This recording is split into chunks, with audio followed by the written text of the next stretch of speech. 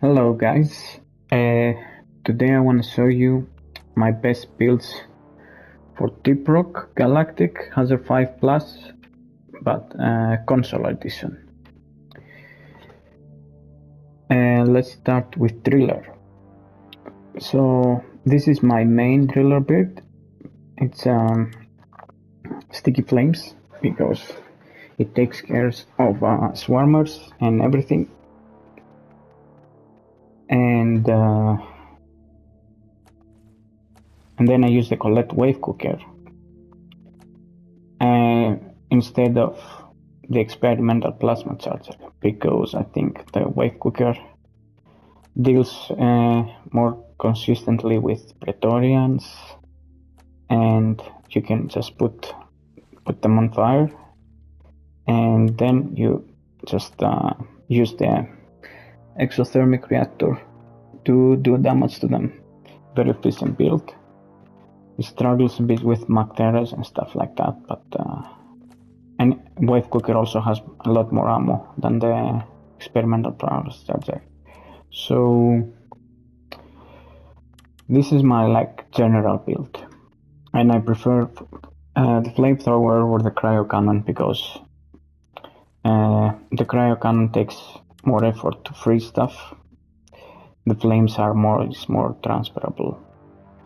You can spread it easier, and you can spread it and then wave cook them easier.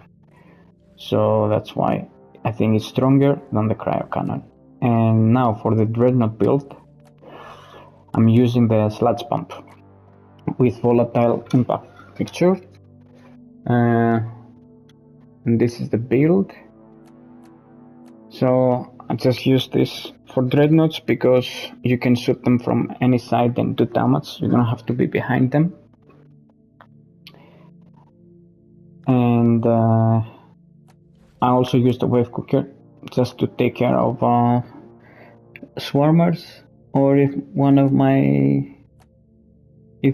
my teammates are using some other like burn or some other stuff and they can put them on fire or freeze them, I can still use the wave cooker to do damage, but this like for clearing little seats. Okay, so and I'm gonna show you my cryo build. Oh, this is my sabotage build. I also have one for sabotage with a fuel stream diffuser. It's good for long range hitting stuff, and use the more distance, fire, ammo, and yeah. This is my sabotage build to overheat the patrol boats and the turrets and everything. With a wave cooker again, mega power supply always. And now the cryo build. If I want to use this is the best cryo overclock by a long shot. And yeah, this is the build. It works like crispy flames, but with obviously cryo. Same techniques, just freeze them and then wave cook them all together. And now let's pass on to engineer. Okay. Once this is done. Engineer. I like one of the builds I use for like general missions is Loki with Executioner to take out priority targets like Macteras, Menaces, Aces, Peters, and I always use Executioner with these perks over here. And then to compensate for the swarms, I use the Sartifractor with volatile impact reactor. You just shoot beans and create lava, and it works like crispy flames a bit, but a bit weaker. And you can use it like to shoot stuff on any terrain. It doesn't have to be flat like the bridge cutter. You can just shoot up the walls everywhere, and it works. And also you can I also use it to overhit Praetorians and then switch to my Loki to do even more damage, 50% more damage when they're burning. And yeah, this is like great build for handling everything, especially like Swarmageddon warnings and stuff like that. And for this, I use the Bridge Cutter also.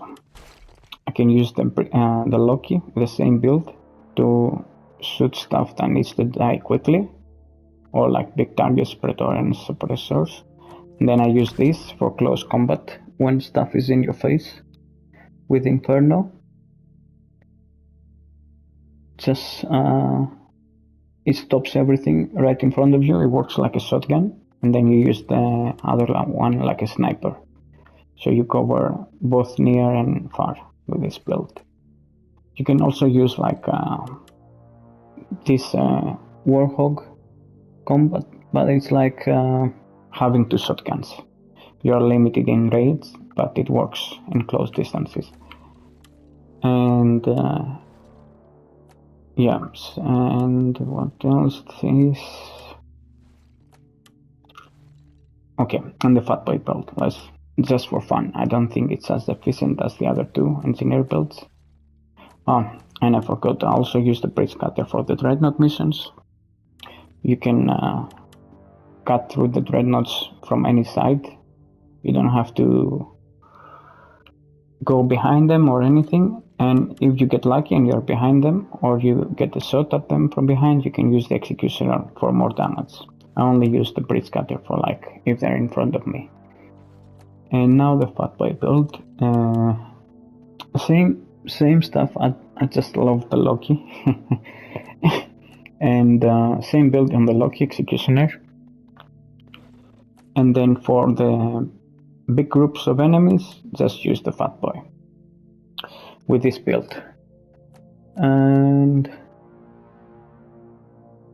just yeah, save the Fatboy for the big groups of enemies and use the Loki for like high priority targets or something. And that's my engineer builds. And now on to Gunner. I'll start with Carpet Bomber, which is like mortar rounds. Yeah, sorry. Yeah, I don't. It's a bit clunky to use on console. I don't know. Just it works like for big groups of enemies, but I don't like it so much. And then I use the Burst Fire with Combat Max with this build to take out high priority targets or shoot something in the distance. Something like that, it works great. Or while I'm reloading the autocannon. And yeah, it's okay build, not great. Let's go to this, the Burning Hell build. So this is the best minigun overclock. The best minigun overclock, and it works better if you have a coordinated team like that. They also use flamethrowers. They use other weapons that put hit, so the enemies are burning all the time. But if you don't play with friends or coordinated teams, especially on console, because it's harder to aim with the joystick, I don't think it's as good as the Hurricane builds. And the volatile bullets, obviously, to take out targets with big damage. But the more your team is coordinated and they all run fire, the bigger the benefit of this. Otherwise, I don't usually play with this build. Big Bertha build. This is my favorite Big Bertha overclock. And but it's kinda weak. No hazard 5. it doesn't do a lot of damage or protects you very much. It's like but the feeling you get from shooting stuff is unparalleled. And I use the ammo, stuff like that. Armor breaking for sure, and then I use the Hellfire to compensate for the weakness in taking out a lot of enemies. You can, basically this build. You see a big swarm or a big group, just take out the Hellfire. You can, and then use the autocannon, or you can, take out the gold gun when you're reloading the autocannon, and it works. And you can also use this in dreadnought missions, but I would advise against using the autocannon in dreadnoughts. Usually the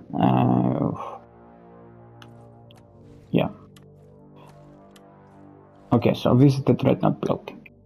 For dreadnoughts, I always use the Hellfire to take out swarmers, big group of enemies. You get some waves. In between fighting the dreadnoughts, you can use this to take out the crowds very efficiently. And now you can use like either this build, Leadstorm, for doing damage to the dreadnoughts. This is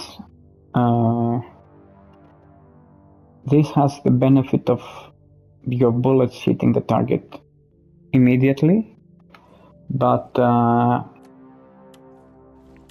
this Hurricane build is more powerful, especially if you're accurate with your shot and you're hitting weak points. It does more damage than Leadstorm. Just have to be a bit better and aim better, because your rockets have a traveling distance. You have to compensate for that. But for instance, when the dreadnoughts open and they're vulnerable and you need to do big damage in a short time, nothing beats this overclock with this setup.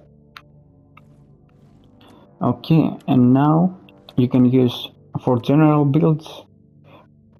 You can use also mine layer with this setup, but especially on Hazard 5, okay, so I'm gonna compare with this. This is the same setup, but with fragmentation missiles. And I do prefer fragmentation missiles for most missions, especially on Hazard 5 Plus, because of the stun on the last section. The problem with mine layer is that when the bugs are in front of you, the mines don't have enough time to kill them, especially on Hazard 5 Plus. If you put aggressive enemies, they go really fast and they're in your face constantly, and you don't have enough time to set up the mines and kill them, although the mines are way more powerful than the rockets. So for safety, you can use fragmentation missiles, and also the mines don't stun them. Don't stun